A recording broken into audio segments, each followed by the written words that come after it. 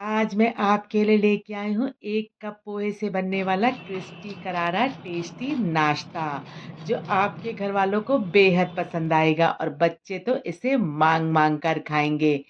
इस नाश्ते में हम ढेर सारी सब्जियों का इस्तेमाल करेंगे, तो बच्चे सब्जियाँ नहीं खाते ना, तो इस तरह से खा लेंगे और इस नाश्ते की ख़ासियत आपको पता है क्या है?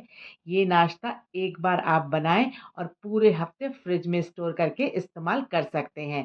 तो एक बार बना लीजिए, जब मन हो फ्राई करके इसे खा लीजिए। हेलो फ्रेंड, हिंदुस्तानी किचन में आपका बहुत स्वागत है। अगर आपको मेरी रेसिपीज पसंद आती है और मेरी मेहनत थोड़ी भी वक्त को लगती है, तो आप अपने चैनल हिंदुस्तानी किचन को जरूर सब्सक्राइब करें। आपका एक लाइक मेरा बहुत प्रोत्साहन बढ़ाता है। चलिए वीडियो को शुरू करते हैं। इस टेस्टी नाश्ते को बनाने के लिए हमें लेना है बारीक कटी हुई कुछ सब्जियां, जैसे मैं इस्तेमाल कर रही हूँ प्याज, शिमला मिर्च, फ्रोज़न कॉर्न, फ्रोज़न मटर। अगर आपके पास कॉर्न और मटर फ्रेश है तो उसे बॉयल करके इस्तेमाल करें। बारीक कटा हुआ बीन्स और पत्ता गोभी। इसमें सब्जियां आप अपने टेस्ट के अकॉर्डिंग कम या ज़्यादा कर सकते हैं। सब्जियों को काटते समय एक बात का ध्यान रखें, ये बिल्कुल बारीक होनी चाहिए। आप चाहे तो चॉपर का इस्तेमाल कर सकते हैं। अब इन कटी हुई सब्जियों को साइड रखें और हमें लेना है 1 कप पोहा। पोहा मोटा या पतला कुछ भी हो चलेगा, क्योंकि हम इसे आगे पीसने ही वाले हैं। अब इस पोहे को आपको एक ग्राइंडर जार में ट्रांसफर करना है। ग्राइंडर जार को ढककर इसे दरदरा पीस लीजिए। ये लीजिए, पोहा हमारा पिस चुका है और ये देखिए थोड़ा दरदरा ही है। वैसे भी पोहा बहुत बारीक नहीं होता है। इस पिसे हुए पोहे को एक बाउल में निकाल लीजिए। ये देखिए, पिस कर ये क्वांटिटी में लगभग आधा हो गया है। इस पोहे को भी साइड रखें और गैस पर आपको एक पैन चढ़ाना है। अब पैन में आप डालें 2 छोटा चम्मच तेल। तेल के गरम होने पर आप इसमें ऐड करें 1 टेबल स्पून जीरा। जीरे को तेल में सुनहरा कलर आने तक भून लीजिए। ध्यान रखें, जीरे को जलना नहीं चाहिए, अदरवाइज जीरा कड़वा हो जाता है। जैसे ही जीरा भुन जाए, फटाफट इसमें डाल दें 1 प्याज बारीक कटा हुआ, जो अभी हमने सब्जियों के साथ काट के रखा था। प्याज को थोड़ा सा तेल में पहले मिक्स कर लीजिए।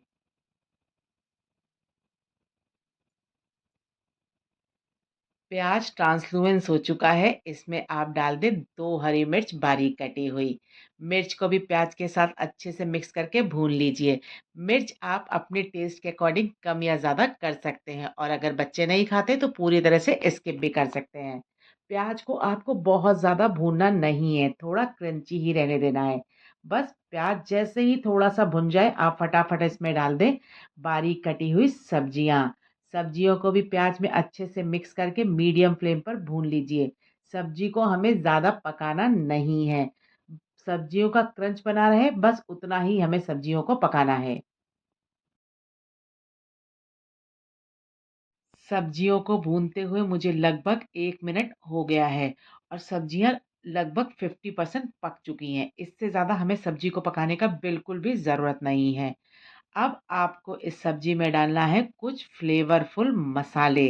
तो सबसे पहले आप यहाँ डालें 1 छोटा चम्मच पिसी धनिया। इसी के साथ हाफ टेबल स्पून हल्दी पाउडर, हाफ टेबल स्पून जीरा पाउडर, हाफ टेबल स्पून लाल मिर्च पाउडर। लाल मिर्च आप अपने टेस्ट के अकॉर्डिंग कम या ज़्यादा कर सकते हैं। बारी है इसमें ऐड करने की 1 टेबल स्पून नमक। सारे मसालों को इन वेजिटेबल्स में अच्छे से मिक्स कर लीजिए और लो फ्लेम पर कुछ सेकंड के लिए मसालों को भी भून लीजिए।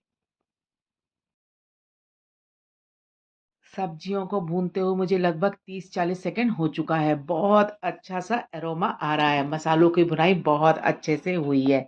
अब अब आपको इसमें डालना है 2 उबले हुए आलू, जिसे बहुत अच्छे से मैश करके डाल दीजिए ताकि आलू की गुठलियाँ ना रह जाएँ।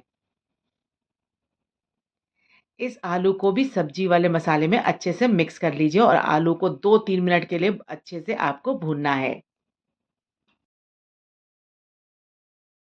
आलू मसाले में अच्छे से मिक्स हो चुका है। मुझे आलू को भूनते हुए मुझे लगभग 3 मिनट हो चुका है। बहुत अच्छा-सा एरोमा आ रहा है।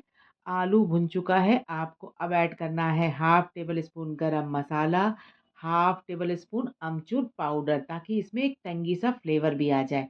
इन दोनों मसालों को इस आलू में अच्छे से मिक्स कर लीजिए।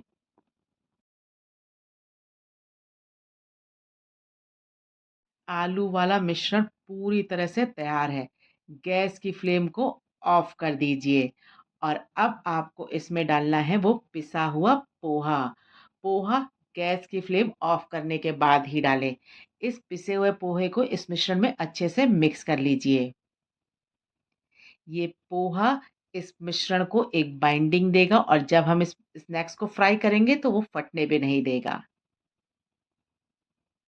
पोहा इस आलू वाले मिश्रण में अच्छे से मिक्स हो चुका है। बस इसे फटाफट आपको एक प्लेट में डाल देना है और इसे थोड़ी देर के लिए ठंडा होने दीजिए। इस मिश्रण को स्पैटुला से थोड़ा-सा फैला दें ताकि ये जल्दी ठंडा हो जाए। जब तक ये मिश्रण ठंडा हो रहा है हम एक और काम कर लेते हैं। तो हमें एक बाउल में लेना है 2 चम्मच मैदा। आप चाहें तो यहाँ कॉर्नफ्लोर का इस्तेमाल कर सकते हैं, बट मैदा से बेटर रिज़ल्ट मिलेगा। इसमें डाल दें 1 पिंच नमक, ताकि जब हम इस स्लरी की कोटिंग करें ना, तो वो बिल्कुल फीका ना रहे। अब इसमें थोड़ा-थोड़ा पानी डालकर इसका एक घोल रेडी कीजिए।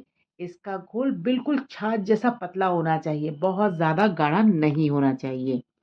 ये देखिए, हमारी स्लरी पूरी तरह से तैयार है और इसकी कंसिस्टेंसी चेक करिए। एक और चीज़ हमें लेनी है। मैं एक बड़ी प्लेट में ले रही हूँ ब्रेड क्रम्ब्स। मेरे पास हमेशा ब्रेड क्रम्ब रेडी होता है। अगर आपके पास ब्रेड्स ना हो ना, तो ब्रेड को तोड़कर ग्राइंडर में डाल के पीस लीजिए, ब्रेड क्रम्ब रेडी हो जाएगा। ये लीजिए, हमारे ब्रेड क्रम्ब्स भी रेडी हैं। अब ये हमारा मिश्रण भी ठंडा हो गया है। मिश्रण से थोड़ा-थोड़ा पार्ट लेके इसके एक-एक बाउल बनाते जाएँ और इसे फ्लैट कर कर इसकी टिक्की बनाते जाएँ।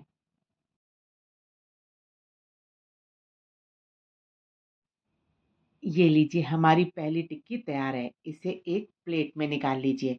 बस इसी तरह से बचे हुए मिश्रण की भी आपको बाउल बनाकर फ्लैट करते हुए टिक्कियाँ बनानी हैं। ये कटलेट टेस्टी के साथ-साथ बहुत हेल्दी भी होने वाला है, क्योंकि इसमें हमने बहुत सारी सब्जियों का इस्तेमाल किया है। ये लीजिए, बातों-बातों में दूसरी टिक्की भी तैयार हो गई। बस इसी तरह से सारी टिक्कियों को बना लीजिए। ये टिक्कियाँ देखिए पूरी तरह से तैयार हो चुकी हैं। अब आपको लेना है वो स्लरी और ब्रेड क्रम्ब्स। तो सबसे पहले एक टिक्की को उस मैदे वाली स्लरी में डालें और इसे अच्छे से मैदे से कोट कर लीजिए। स्पून की हेल्प से टिक्की को निकालें और एक्स्ट्रा स्लरी को निकल जाने दें। फिर इसको ब्रेड क्रम्ब्स में डालकर दूसरे हाथ से ऐसे कोट कर दीजिए। ये देखिए, ये ब्रेड क्रम्ब ऑटोमेटिक टिक्की में चिपक जाएँगे। ये देखिए। ये पहला कटलेट फ्राई होने के लिए तैयार है। बस इसी तरह से बची हुई टिक्कियों को इस स्लरी में डालते जाएँ, ब्रेड क्रम्ब से कोट करते जाएँ। इन कटलेट को आप एयर टाइट कंटेनर में फ्रीज़र में रख के पूरे हफ्ते के लिए इस्तेमाल कर सकते हैं। बस टिक्कियों को स्लरी में डालते जाएँ, अच्छे से ब्रेड क्रम्ब से कोट करते जाएँ। जब आप टिक्कियों को स्लरी से निकाल रहे हों, तो पहले एक्स्ट्रा स्लरी निकल जाने दें, उसके बाद ही उसे ब्रेड क्रम्ब से कोट करें। ये देखिए, दूसरी टिक्की भी कोट होके तैयार है। मैंने पहले भी आपको कई तरह के कटलेट की रेसिपी दी हुई है। मैंने रेलवेज़ वाले कटलेट की रेसिपी भी दी है, आपको साबूदाने कटलेट की रेसिपी दी है। उन रेसिपीज़ को भी ज़रूर देखें। पसंद आए तो लाइक कर दीजिएगा। ये लीजिए सारी टिक्कियाँ तैयार हैं। दूसरी तरफ कढ़ाई में तेल भी गरम हो चुका है। इन कटलेट को आपको तेल में डालते समय एक बात का ध्यान रखना है कि जब आप इन कटलेट को तेल में डाल रहे हो, तेल का टेम्परेचर मीडियम होना चाहिए। इन कटलेट को आपको मीडियम टू हाई फ्लेम ही फ्राई करना है। अगर आप इन्हें लो फ्लेम पर फ्राई करेंगे, ये सारे कटलेट बिखर जाएँगे। जैसे-जैसे कटलेट फर्म होते जाएँगे, ये ऑयल का झाग भी कम होता जाएगा। ये देखिए कटलेट जैसे-जैसे सिक रहे हैं, ये ऑयल पे जो झाग बन रहा था वो कम हो रहा है। कटलेट नीचे से थोड़े से सिक गए हैं, इसे हल्के हाथ से पलट दीजिए। ये देखिए एक भी कटलेट फटा नहीं है। इन कटलेट को आपको सुनहरा कलर आने तक फ्राई करना है।